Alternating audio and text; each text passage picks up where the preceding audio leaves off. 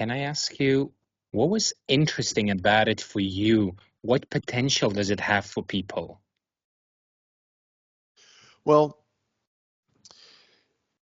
for me, um, as I already mentioned, I grew up in a non-religious, non-spiritual household, and I think this is true for a lot of people who are in the psychedelic world, that even as a small child, and this comes up when I interview people to say, well, when I was a kid, it's like I used to think about all this stuff. Like I was really interested in what is the nature of reality, what's true, what's not true, what's really going on here, what's out there.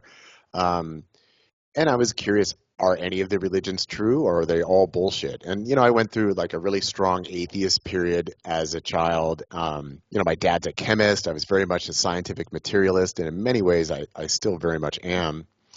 But through, like, in my early experiences with cannabis, that I felt like, oh, this is really inspiring my creativity. It's really inspiring this sense of connection, this sense of deeper meaning, and also a sense of peace, just a profound sense of beingness. And when I first read a book about Zen Buddhism, it was after I graduated high school, and I had one of these really cool teachers that you would see like back in the 80s in like teen movies of like there's like the one teacher who really gets you and understands you, and you could talk to that person about anything in your personal life. But I had a teacher like that in high school, Mhm. and I was going by her office the day after I graduated, and I just stopped in just to say hi because we were kind of buddies, and she had this book on her desk. The title was Zen Mind, Beginner Mind. And she's like, oh, Martin, I think you'd really enjoy this book. Here, why don't you borrow it? And it was the first time I'd ever read a book about any kind of religious or spiritual practices.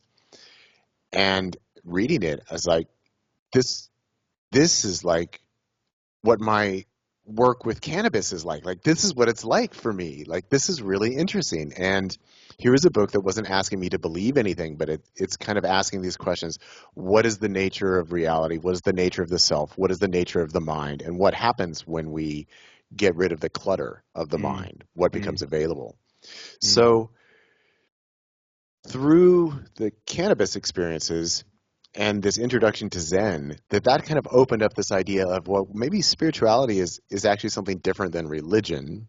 Maybe it's not really about believing stuff or whose holy book are you reading. Maybe it's about these experiences and it's about this exploration of consciousness. And then it was because of my interest in those areas that when I went to college the next year, just talking to other people at college, they're like, "Oh, Martin, you've really got to try psilocybin mushrooms. Like this is probably right up your alley." And oh, okay, I'll give them a try. And then, especially for my second experience with psilocybin, which came about, it came in the summer after my first year of college. It was this experience of, wow, maybe this is what everybody's talking about when they mean like the spirit world. Like maybe this is it. So it presented an access point to certain levels of experience that were very philosophically profound for mhm, me, mhm. and